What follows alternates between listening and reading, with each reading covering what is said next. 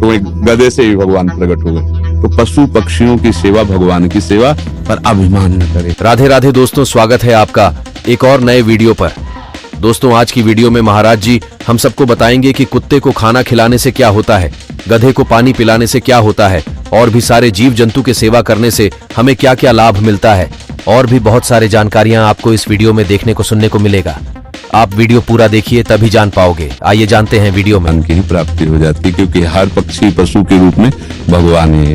नामदेव जी महाराज कुत्ते में भगवान को देखो प्रकट किया ना भगवान। एक बार श्री एकनाथ जी महाराज गंगोत्री से गंगा जल लेकर बहुत से भक्तों के साथ रामेश्वर चढ़ाने जाते थे। प्राय भक्त लोग ऐसा करते हैं कि गंगोत्री से गंगा जल लेकर रामेश्वर में चढ़ाते हैं कांवर में लेके।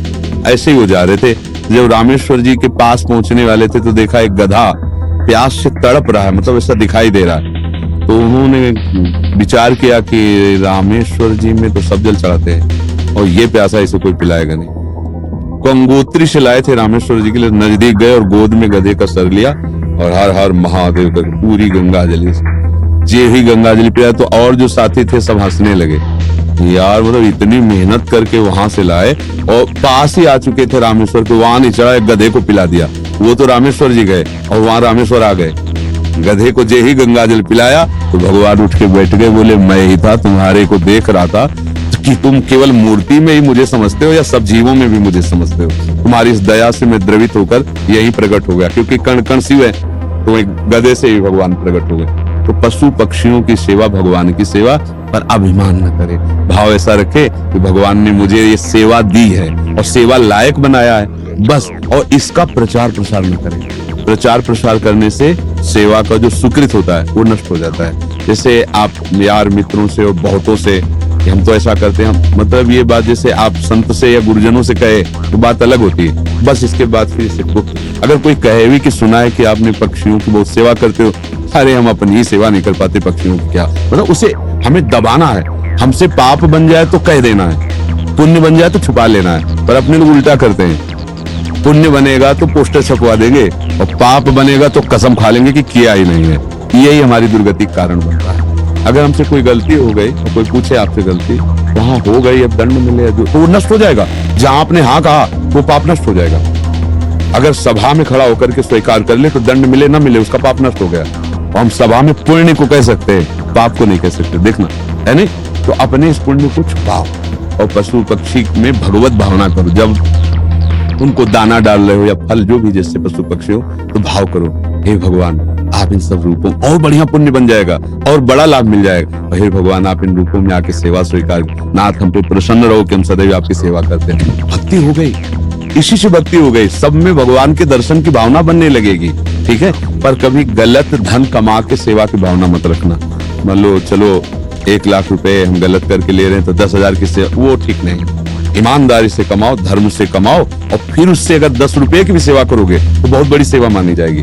10 करोड़ सेवा बेईमानी से वो तुम्हारे लिए बिल्कुल बेकार है। और 10 रुपए की गरीब की एक रोटी जितना पुण्य देगी ना, राजा का उतना पूरा धन का खजाना नहीं, क्योंकि वो मेहनत से करके और 4 रोटी में 3 में परिवार चलाया, अपने हिस्से के दे दिया दूसरे को, बहुत बड़ा दान हो गया। तो दान का ये भी स्वरूप समझना है कि गंदे आचरणों द्वारा, बेईमानी द्वारा नहीं, धर्म से कमा करके। एक बार राधा बाबा ने भागवत सुनी तो एक ब्राह्मण आते थे, श्रद्धा से सुनाया। अब दक्षिणा देने की बात आई तो बाबा ने कहा हम तो सन्यासी, क्या दक्षिणा दे? आज बड़े बड़े लोग बैठे थे, जिसके पास पवित्र धन हो 100 रुपया हमें दे दो। किसी की हिम्मत नहीं निकालने की, क्योंकि बाबा बिल्कुल सत्य पे प्रतिष्ठित महापुरुष। अब पवित्र होना चाहिए, नहीं दंड मिलेगा। किसी की हिम्मत, एक घास खोदने वाला बगीचे में जो काम करता है दौड़ के आया, बाबा हमारा पवित्र है। वो कैसे तेरा पवित्र? बोले घास खोदता हूँ, मुझे कोई 1000-2000 ले मिलते, 100 रुपया तो हम दे देंगे। बोले हाँ तू दे, 100 रुपया लिया पंडित जी को देके, ये है दक्षिणा। हाँ ये 100 रुपया 100 करोड़ की बराबरी बिल्कुल नहीं हो सकती। वो 100 करोड़ बेकार, वो 100 रुपया अच्छा। संसार के चिंतन से अपने चित्त को बचा के भगवान के चिंतन में लगाना। बस बार बार नाम जप करो। जो भी नाम कीर्तन करते हैं ना, वो नाम कीर्तन पकड़ लो, अंदर से जपो तो उसी का कीर्तन करो और उनको गुरु मान लो। हो गई बात, समझ रहे? और संतों का संग करते रहो, जिनसे आपका मन मिले, जिनकी बात सुनकर आपको अच्छा लगे और हृदय शीतल हो जाए, उन संतों को वचन प्रकट में सुनते रहो और नाम और गुरु भाव उधर रख लो। मनोज कुमार दिल्ली से। सतगुरुदेव भगवान, आपके चरणों में कोटि कोटि प्रणाम। गुरुदेव भगवान, पराये सभी शिष्य अपने गुरुदेव का मानसिक चिंतन करते हैं, लेकिन गुरुदेव वो परम सौभाग्यशाली शिष्य कौन से लक्षणों से युक्त होता है जो कभी कभी अपने गुरुदेव के चिंतन में भी आ जाता है? जिसका अस्तित्व खत्म हो जाता है वो कभी कभी नहीं, वो गुरुदेव में ही हो जाता है। जब तक शरीर और शरीर के भोग और शरीर संबंधियों से अपनापन है, तब तक गुरुदेव को हमने माना है जैसे संसारिक किसी को हमने पिता माना, माता माना, रिश्ते नाते माने, उसी में एक और नाता मान लिया गुरु। अब जिसने अपना अस्तित्व अहम में टिका होता है, जिसने अपना अहंकार गुरु जी के चरणों में दे दिया। अब जैसे आपकी आज्ञा वैसा ही हमारा जीवन है, आपका कृपा कटाक्षी हमारा मोक्ष मूलम गुरु कृपा। जिसने गुरुदेव को अपना अहम देकर सतत उनकी आज्ञा पर चला, तो गुरुदेव को चिंतन नहीं करना होता, गुरुदेव उसके हृदय में बैठते हैं, वो गुरुदेव के हृदय में सदैव रहता है।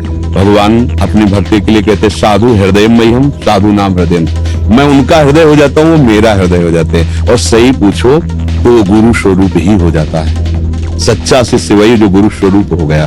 जैसे प्रियालाल जिसको अपना परिचय दे देते हैं, तो प्रियालाल मैं हो जाता है, उसमें कोई अंतर नहीं। जानत तुम्हें हो जाए, सोई जाने जेहि देह जनाए।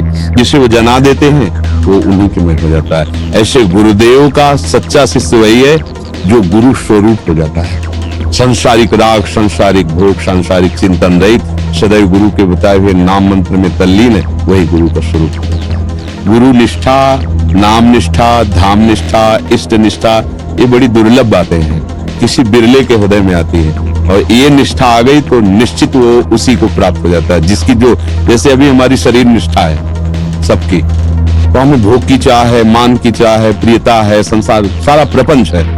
और जिस दिन भगवान निष्ठा आ गई तो सारा प्रपंच खत्म हो गया, भगवत निष्ठा आ गई। भगवान के चरणारविंद में आसक्ति प्रेम, या प्रियालाल के चरणारविंद में आसक्ति प्रेम। पहले तो समझना है कि इष्ट और गुरु केवल कहने को दो शब्द हैं, पर्यायवाची, दो नहीं है।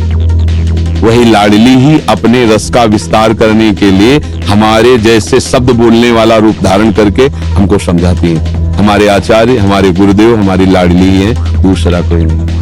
गुरुदेव ही लाडली है, लाडली ही गुरुदेव है, दूसरा कोई। उनको कौन जान सकता है? वही जान सकते हैं। तो वही आके अपना परिचय देते हैं आचार्य रूप में, गुरु रूप में, भगवत प्रेमी महात्माओं के रूप में। देखने को ढांचा पांच भौतिक होता है, अंदर हृदय सिंहासन पर मुगल सरकार विराजमान होते हैं, वही अपना विस्तार करते रहते हैं। समझ में आ रहा ना? ये मनुष्य बुद्धि के स्तर की बात नहीं है। मनुष्य बुद्धि देह भाव, जब देह भाव हटे और भाव है, जैसे अपने लोग श्री लाडली जी की सेवा में सहचरी भाव से, दासी भाव से, वहां पुरुष भाव का प्रवेश थोड़ी। देखने को पुरुष है कि अमुक जी सेवा कर रहे हैं, भूख लगेगी तब याद आएगी माँ, लेकिन माँ हर कार्य करते हुए एक नजर उस खेलते हुए बेटे पर रखेगी, कहीं अपना अहित न कर ले। ऐसे सर्वज्ञ सर्वत्र व्याप्त गुरुदेव तुम पर नजर रख रहे हैं, चिंतन की। बहुत बहुत धन्यवाद महाराज जी, हम सबको सत्संग